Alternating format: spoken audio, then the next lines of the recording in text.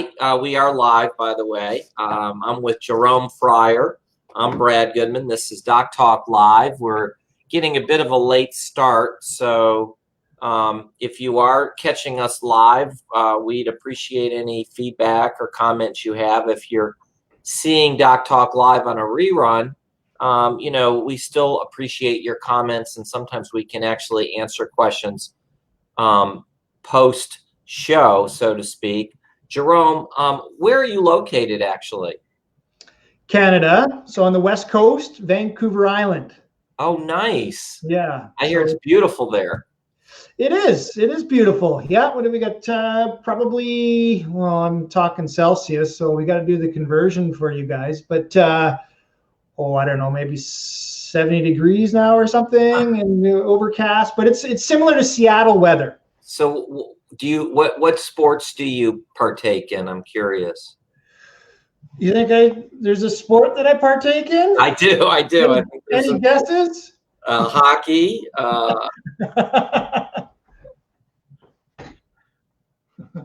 What are you showing me there? I don't know. What am I showing you? I don't know what I'm showing you. No, I don't. You know what? I work a lot, but so I run, swim, and mountain bike. That's what I do now to try to keep my head clear and fresh. Because you're in you're in Canada. You should. That's like the sport to play is hockey. Yeah, no, for sure. Oh, absolutely. Yeah, and I actually speed skated for 13 years. So then I migrated to hockey about 25 years later. And guess what? In the mornings, I started to develop kind of, right? Because speed skating is just an absolute flexion, right? An absolute flexion sport. So I did that for 13 years, and then I gave it a gap for 20 years, and then I went back to it, and I started playing hockey, and it was like, in the mornings, I was like, I knew what was going on, and I couldn't get out. Like, I was one of those hockey players that would just, I'm like this, right? You gotta learn to be like this, but I was like all about aerodynamics. Gotcha. So I couldn't get out of these patterns, these memory patterns of, so anyway, so that's why, I spend most of my time now doing things that aren't the same activity, just to give that bit of a break. I want to reduce the disc height loss over time the best I can moving forward into the next years, right? I'm in Alabama, but I still play hockey because I grew up in Detroit. Uh-huh. So your accent is actually quite familiar to me. So Jerome, you are with Dynamic Disc Designs. Yes. I like that DDD, which is the most common back issue, degenerative disc disease. I take it that was deliberate? That was deliberate, absolutely, because, we see an awful lot of that. And, there's 3D, so I wanted, I was a big fan of Netter, right? Anatomically, I was always very intrigued with anatomy. So yeah, we just came up with DDD, So show us your models. Okay, so dynamic, right? So the big thing is that models are static in nature, the ones that we play with. So what I did was it's very difficult to communicate. Like, I'm also a chiropractor by trade. Okay. So I do that as well. I've been doing that for 20 years now. But, it's very important to have patients understand their sources of pain, I think, anyways, to explain to them about the procedures that relieve it. So when we have these models, they're static. These plastic things that are made in usually China or Germany, the models don't move, and often pain comes on with dynamic movement. So this one is a lumbopelvic model. I'll just get right to it. And I create these elastomeric discs with this one in particular has got less stiffness at this level. So when you move this lumbopelvic model, now we've got a reduced disc height at 5'1", but this one has reasonably good disc height. But now we can see the micro movements associated with these motions, right? These motions. Yeah. So, when people get out of a chair, for example, the disc height comes down, and then it's a little bit hard to straighten up. Well, very likely we have to think about it as being discogenic, but also you can see how the facets actually there's micro movements in there that can cause symptoms. So one of my favorite questions, and it's a guess what I'm thinking question, so it's not fair, but I'm just be curious what you think is why is the spine curved as opposed to straight? How come the spine has a lordosis? Show our viewers the lordosis. So this is lordosis, right? We've got a curve. So how do you think this is my, okay, you're posing this question. I'm sure you've thought about this a lot, right? A lot. Yeah. So how better would a spine absorb load? Would it absorb load in a straightened position?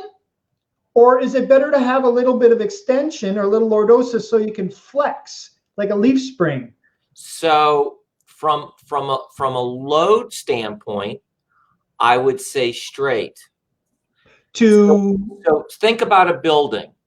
If you were to build a building, would you build a building straight, or would you have a little lordosis to the building? Building is static. Exactly.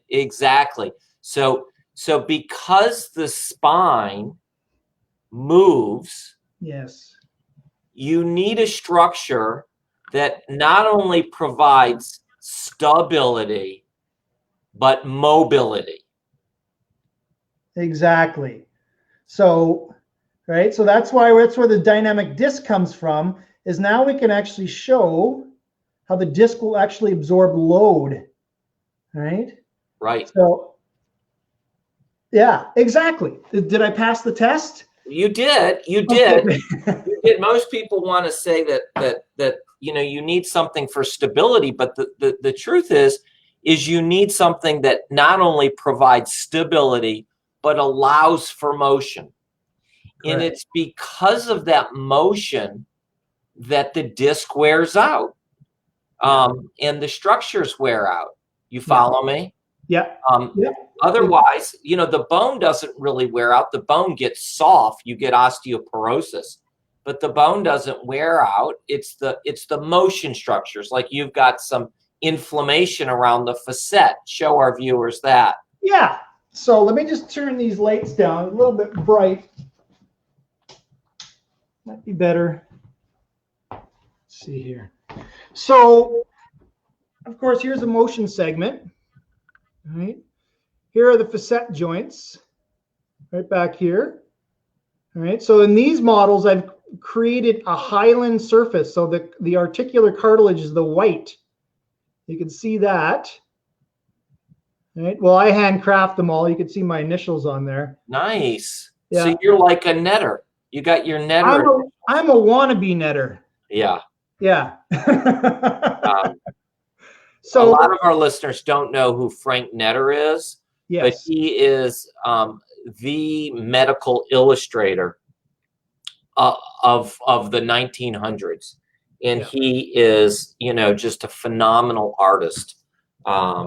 And that's what you're doing. You're creating art through these models. I packed around his atlas, and it was in rags because I just found it fascinating. So I tried to do the same thing in a three-dimensional way. So back to the facet joints, you can see that when the disc height actually loses its, right? So if it loses its height, the facets will actually approximate and they'll slide together, right? Especially when there's instability components. I'll keep coming on camera here, sorry. But you see how those facets will touch and rub and bump into one another? And then eventually, well, this one is kind of interesting. We'll talk about facetogenic pain, but just while I have this one here, you can see that under compressive loads, you see that herniation? Yes, it comes out. Yeah. So that's an extrusion that can be actually represented because under load, there's a fissure in here. And the nucleus tracks, the nucleus actually tracks out into that lateral recess. And that's where that protrusion where you have the disc coming out is where the spinal nerve leaves the spine to go down the leg. I'm just pointing that out to our our listeners and viewers. Yep. So, So there's the nerve. There's the other nerves. That's right. All right, there's the nerve there. So as it compresses, sorry, right, it pushes up against this nerve, right here. Yeah. Can you show us maybe an axial view or not? Yeah. Okay. So here's the cauda equina. So Correct. there's the little rootlets, right, that can get compressed in the case of stenosis, right? And but so here, that's what I was doing today. I was doing a procedure, Jerome, called Superion. And I don't know if you've got any stenosis models. Yes, I do. Okay, so perfect. You can see here with the facets being, here's the happy facets. Yeah. And then over time, they can become arthritic. Right. And then with this here, if you look here, there is a projecting osteophyte going right into the IVF. And right. there's the nerve there. So when you place this in flexion, you can see it clears up the nerve. Exactly. I'm not sure people can see my arrow on the screen, but I'm pointing to it with my pointer. Right. So there's the dorsal root ganglion right in there. And I'm going to take this. So I'm guess your spacer goes in here, right? Correct. So let's watch this nerve as you wedge and pull these spinuses apart from one another. See how it releases the nerve? That's amazing. So this is foraminal stenosis, but it's also helpful in central stenosis. So central stenosis, this model's crafted, they're all crafted from real human cadaveric specimens. I keep going this way because it's opposite. So I apologize. I keep going off screen. You're fine. You're fine. But this one, I start with real cadaveric bone. And then I build the soft tissues accordingly. I have to kind of guess about, like, look at this one, for example. Does this one have lordosis? Right. No, that one, the model in your right hand has kyphosis. That's right. Flexed. Right. So the end plates? Yeah. Big difference. End plate angles? Yep. So the bottom model, the disc is much plumper, I would describe it. Right. Yes. It hasn't developed what we call spondylosis or decreased disc height. Exactly. So I've dropped the lordotic curve. When I put these two bones together, there's a particular match associated with it. So I crafted a disc that has basically lost all its lordosis. And then I created a thickened ligamentum flavum. And we can look at that here when we talk about central stenosis. So let's take out these nerves. Okay. Take out these nerves like this. And now we're looking at a canal that is compromised. Can you show our viewers a non-compromised canal? Put them up. Can you put them side by side so they can see? Okay, they can't see as well. But yes, the in your right hand, that canal is way smaller. And in real life, we see that canal, almost down to just a pin drop. Yes. So yeah. Right. Yep. So that's central canal stenosis. Beautiful. Central, yeah. And I've tried to create lateral recess stenosis as well. Right. So in flexion, I don't know if you can see this. You can see how it opens. See how much it opens? That is cool. And that's what we try to do with that Superion procedure. Yes. We try to flex. We actually try to block extension more than flex the spine. We try to block the spine from extending backwards. So when let's squeeze this in extension then. So let's squeeze it in extension. And it gets small. Yeah. See, it gets a lot smaller. Yes. So that's what you're blocking. So that makes sense. Brilliant. And so You know, a new procedure that folks will be seeing in the next 2 to 5 years is relievant. And I believe you've got a model that really helps explain to folks what's going on there. Yes.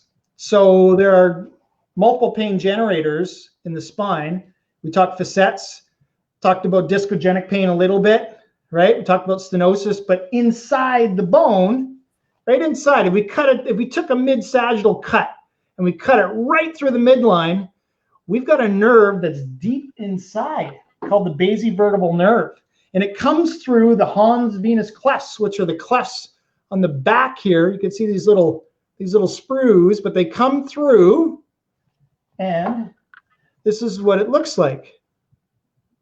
All right, so it comes through the back, and it comes in, and it goes right to the midline, and then it splays up and innervates both the top, the superior end plate, and the inferior end plate.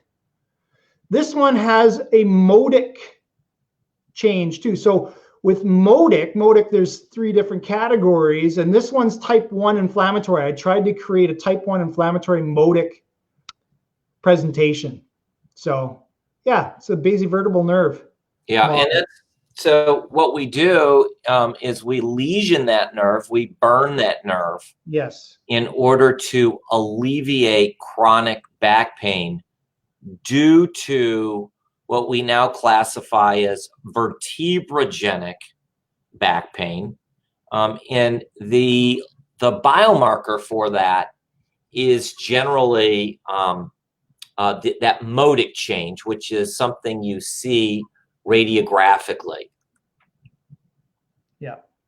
And some people have likened it to a root canal. Yes, that's a perfect analogy.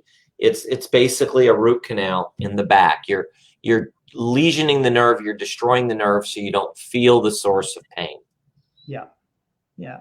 Let's go back to that first model you had, and maybe you could talk a little bit about, you know, motion and SI and Sure. spine stabilization and the lumbopelvic rhythm. Rhythm. You better take it away. Well, you were the one who was showing me your tushy. Okay, I guess you're right. I started it, didn't I? Yeah. So there we go. There's dynamic SI joints, right? So we've got the sacroiliac joints and the pubic symphysis on the front here. Well, there's the pelvic ring, right? And you can see that there's movement. Yeah. Right? They don't move much, but they move, right? And they tend to move, I think, in younger females. Exactly. And this is actually, sorry to interrupt, but this is actually a female pelvis. And you can see here, there is an osteophyte off of the margin of the anterior crest here. Right. Very, very likely, this was actually the cadaveric, but very likely there was a hypermobile SI joint. I'm speculating, right? And then there was this reactive bony remodeling to try and stabilize it. So it's really interesting that when we get these, you can see the pelvic ring here, you know, let's see here. That's what I would call the birth canal. Yeah, and it's perfect, you know, it's round for what reason? For a head. Right. Yeah, makes sense. Okay. Yeah. So, yeah, as we move up, so yeah, that's why I created a little bit of inflammatory aspect associated with the SI joint here. And as we move up, like I said, I've created a hypermobile 4 or 5. So common is to get these biomechanical faults and, you know, these little mechanical triggers, these insults, repeated insults that people don't understand when they get out of a chair. Oh, right? There's this micro movements that are causing these repeated insults to these facet joints or other structures. So, you know, under flexion and extension, right? And if we want to look a little bit closer, here's a 3-level model, right? And, you know, can we see the problem? Do we know where the problem is with this one? It's like trying to look at a static MRI. Sometimes it's not too revealing, but let's maybe do a flexion extension view, right? Now you can see that middle disc actually is also hypermobile, right? So you get these little buckling, they're called buckling moments, where the facets. So speak a little bit more about that hypermobile middle disc, because, you know, we get a lot of, let's say, dynamic x-rays where we flex and extend. And what we look for is really, I would say, more listhesis or slippage. Right. So you can get that. You can get a little bit of listhesis. Right. There's a retro. Right. Right. You're right. Those subtle listhesis. But I think also importantly is look at the posterior vertebral line. Right. So the posterior vertebral, you see there's a bit of a break in it. Yes. That Z joint has more flexion to it than the other levels. Yes. Yeah. So those subtle changes, you can see that talking about the lordosis there, right? There's lordosis. See, the lordosis disappears at that one particular level. So because we'll call this, let's say, the L3-4 facet, because the L3-4 facet is hypermobile, do you think that would be more likely to be a pain generator? I would say probable, right? Probable. You know, one of the things that I do is my practice is I will push posterior to anterior when they're laying prone, and I'll just do a simple evaluation. Is that sore? And they'll say, no, not really. And then as you get closer, right, you can see the segments, they're moving a little bit more. So I would say probable. As a chiropractor, you being a chiropractor, I would think it would be easier for you to address a hypomobile area. Yeah, exactly. As opposed to a hypermobile area. How would you deal with somebody who's hypermobile? Exactly. So these motions, these stiffnesses have to be all relative, right? So if this one's hyper, it makes no sense to try and make this thing move more. Likely what's best is to try and make this move more. So then this guy is not moving as much. So you want to address the segment below it. Yeah, the best we can. Sometimes it's a bit tricky, right? It's a bit tricky sometimes because often when you go to create a bit of a rotational torque, whatever, maybe this one here actually has an audible release feature. Being a chiropractor, it actually snaps, right? How are you creating that sound? I've created a little bit of like a simulated synovial fold in there. So when a chiropractor manipulates a patient and there is an audible pop. Yes. What is that? If I were to pop my knuckles? Yes. You hear it? Yeah. Oh yeah. What is creating that noise? Is it release of gas or is it something else?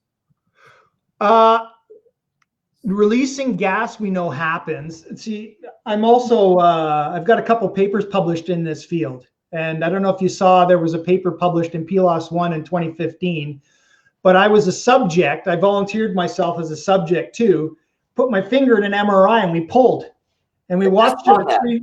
Yeah, that was my finger. And so tell us what was. So what we saw, because we were basically exploring, no one had done this before, and we only had frame rates of 3 frames per second. And the previous theories were that there was a collapsing bubble, a cavitation. So an inception of a cavity, a gas, and then it collapsed. And it was that collapse that actually caused the sound. This is that erosive cavitation process, right? So when we did the study, we saw a cavity formation and it didn't disappear. So it was related to a cavity formation. So since then, I've developed an in vitro model, and we're looking at right now at time frames that are at 5,000 frames per second. And the preliminary data right now shows that the sound comes before the inception of the cavity. So it looks like it's something else. And the gas is just a byproduct of the event. You know, I've been manipulated before. I do sometimes like the sensation of that. Yes. But it's like I almost want to hear the pop. I mean, it doesn't really have to pop to work, but tell us about the pop. I think the pop adds something to it. Well, the pop indicates that there's successful separation of the articular surfaces. Right? I don't know if you can see, but my finger here, right? If you look, you pull on my finger, right? And there's a certain distraction, but as soon as it pops, now there's laxity. You see there's laxity there? Right. So you've got increased laxity. So of course the sound is like, but there's also, I think it releases there's intrinsic compression within a synovial joint to kind of hold the two articular surfaces together. And it's really interesting, but what I've done in this study is I've taken simulated synovial fluid and I've degassed it. So it's a pure synovial fluid. So it's pure without any bubbles in it. And it has an intrinsic ability to kind of hold with regards to like adhesion. So it creates a stability aspect associated with the joint too. But when you release it, like say if those two surfaces are sensitive, if you pull them apart, there's like a relief. If there's pain generators in the subchondral bone or something else within, there's a release, and then there's decreased tension within the joint. But it takes about 35 minutes before this whole surface kind of goes and sucks back together again, called the refractory period. That's why I can't do it again, right? Because I need a certain amount of time for the little pump systems to kind of push out that gas, those bubbles, and then it creates a seal again. So that's why it's often you get that temporary kind of, that feels much better, but then it kind of, there's an aspect of symptoms kind of coming back sometimes. So one of the things I worry about, what you're trying to do really when you manipulate the spine is to distract those facets. Right, yes. But in order to distract it, yes, you're generally introducing a degree of rotation. Yes, it has to be in the lumbar spine just because of the way they're oriented, the facet joints are oriented. So when you create that rotation, sometimes I worry you're going to actually cause a tear to the disc. Yeah, I'm always concerned too. So how do you, is that the art? Well, first of all, because the fibers are oriented, you've got the disc, you got fibers this way, and you got fibers going this way, right? So if basically in setup, so I'd go and set up first, and I'd ask, and I'd gently put some forces in. I said, is that sensitive? To get a sense of, first of all, history kind of gives you a smell of whether things are really active in there, right? If they're active, you're like, you got to just kind of really play it easy. But there's also setup. So you got to set up and like check the vector. Is that sensitive? And if somebody says it's sore, well, it's kind of, you don't want to push through that. You got to keep in mind of any radicular type of stuff or, so you got to go in cautiously, of course, right? So here's a question from a listener, which this listener is actually this is a very astute question. It says, can you discuss briefly cervical manipulation in the incidence of carotid artery dissection? Yes, big topic. Am I qualified to talk on that? Probably not. Well, I mean, if you're a chiropractor and you've manipulated necks, then you must be concerned about that. That's the one sort of area that would be challenging. That's what you want to avoid. Yes, absolutely. That's not I don't jump on cervical manipulation right out of the gates, right? That's kind of, to me, I try many other strategies before I employ that. And then often what I'll find is that I can resolve the symptoms without doing that force. Do you have a cervical model? Yes. Absolutely. And show everybody the vertebral artery.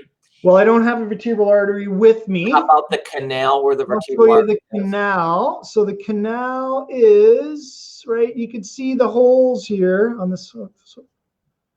If you can see. Can you put like a pin through it or a pencil so they Right. can? So there's one there, and it goes all the way through. So there we go. So you see, all in reverse here. This is challenging my dexterity. Yeah. You got it. You're pointing to it. That's so there we go. There's that, and then you can see, and it goes all the way up. So generally, when the head is extended, yes, and rotated, that's what puts the vertebral artery at risk. We think in some cases, yes. Right. It takes a bit of a torturous turn at the top here too. Right. Exactly. So it takes a bit of a turn at the top. And so the concern, David, is that with the head extended and rotated, you can torque the artery and it can tear and lead to dissection. That's, I think hasn't been shown definitively, but we have to be cautious and we have to continue doing science and we have to be mindful on cases that are coming in that may be in the process of already having an injurious artery. Like it's an area that we got to continue to focus on doing research on. Of course, patient safety is priority number one, right? So I think I haven't seen a compression fracture yet. Do you have a model of a compression fracture? No. Okay. No. Have we seen have we missed any models yet? No, I think you've got most of them. I've got many more. I don't have them all with me, right? Okay. Now here's the cervical. Here's the cervical, and you can see right. That's where the vertebral artery goes through, right? You can see the canals there. This one has the ALL and the PLL on the back. That's the ligaments, the anterior longitudinal ligament and the posterior longitudinal ligament. The disc in the neck is different than the disc in the low back. Do you have any comment on that? I mean, anatomically, they're kind of different. They don't, you know. Yeah, they are different. They're different. Like there's the uncovertebral joints, there's it kind of comes up, the bone kind of comes up and kind of scoops a little bit more. The annular fibers aren't that 30-60 that I was talking about. They're more in a vertical orientation. It's pretty heavy posterior longitudinal ligament up in that region too. It's a little different animal up there for sure, right? Are you a big, so do you believe, here's a question for you. Someone comes in, presents with pain, let's say in here, and it more painful kind of an extension, right? And it's a bit sore or deflection. What's your first what's on your differential? Are you more of a discogenic pain origin kind of a guy, or are you more of a facetogenic pain, or does it really depend? No, I will answer that question. So in the neck, I tend to, when we're talking about axial pain, meaning we're talking about pure neck pain or pure back pain without neurologic symptoms down the arm or leg. When we're talking about axial pain in the neck, my dogma, my belief, as you called it, tends to be more facetogenic. Yeah, okay. Yeah. And also, I'm not a big, what I'll call a myofascial type of person. I believe myofascial pain is an epiphenomenon. It's a referral from in the case of the neck, the facet joint or the zygapophyseal joint, whatever your nomenclature is. In the low back, I tend to gravitate more to the disc. Yeah. So in the neck, I think facet. In the low back, I think disc. Yeah. That's my bias. Okay. That's mine too. Okay. Yeah. Yeah. Well, I've enjoyed talking to you, Jerome. I like your models. They're brilliant designs. I like the fact that you're a big Netter fan. I want to see your drawings next. No, no, no, no. That's probably why I can't draw. No. You work with clay at all? I do some pottery. Do you Yeah, work with pottery? yeah, when it comes to sculpting, for sure, right? You know, Yeah. for sure. You know, sculpting that latest Cata Equina was very interesting. But you know, I have my micrometer out. I've got all the literature out. I'm checking, you know, dimensions. And there's a guy in Europe who makes models.